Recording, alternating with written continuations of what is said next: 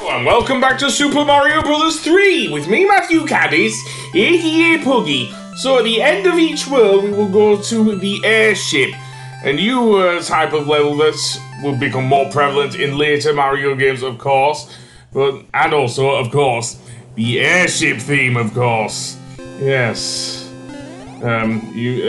So basically, with airships, what we will have to deal with are various projectiles, such as bullet bills, and also regular cannons as well. With the raccoon suit, however, it is a bit easier. So I lost it there, but yes, it is a bit easier. Fire flowers, unfortunately, are not going to be very helpful here at all.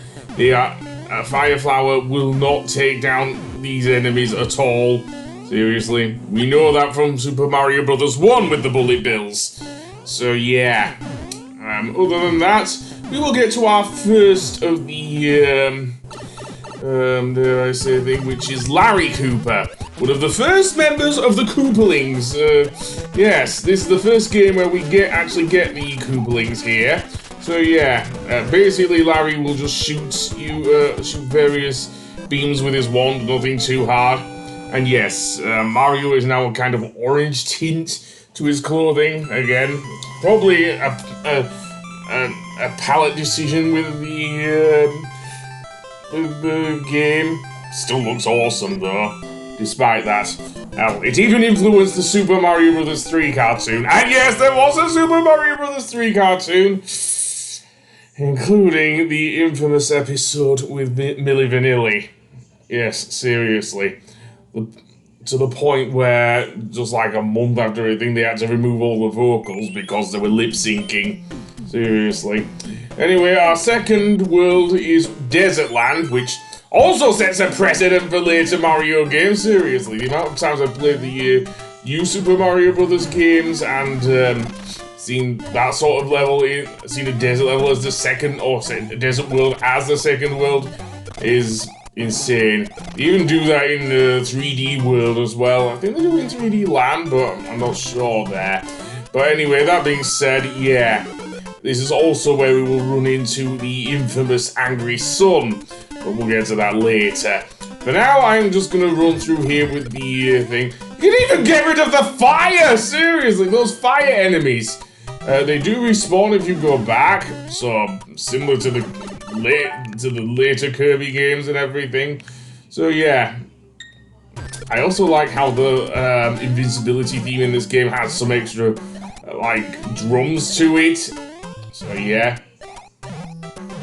but actually also had that in Super Mario Bros. 2, to be fair.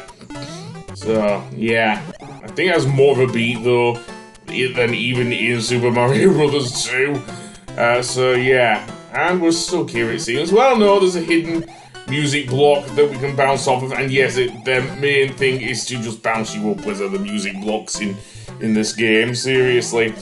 In addition, if you build up enough momentum, you can actually send Mario flying over the level with the raccoon suit, seriously. The P-meter is there to be used, seriously, and you can do some awesome tricks with it. And with both the raccoon suit and the Tanuki suit, which we'll see a bit later. As for this, yeah, well, I'm going to plenty of these, but don't expect me to get a load of lives on these puzzle games.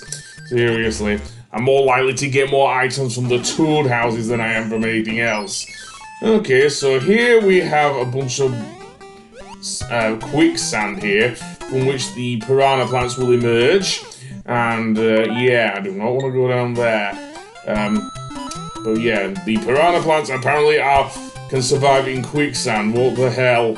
There's also a small pool here full of cheap, well, only bunch. Actually, no, cheeps, plural. But they really evenly base out of the cheap, so that's not a problem. So over here we have another pool there. And let's get out of the water and go through the thing. And yeah, if anything, I will give Super Mario Bros. 3 its level. Most of the levels, especially the earlier levels, are quite short. Seriously, they are quite short. It's not like with They even say the lost levels where we had really long levels because I didn't know how to jump. Yeah. Anyway, here we have some, I think the first appearance actually of thwomps in this castle.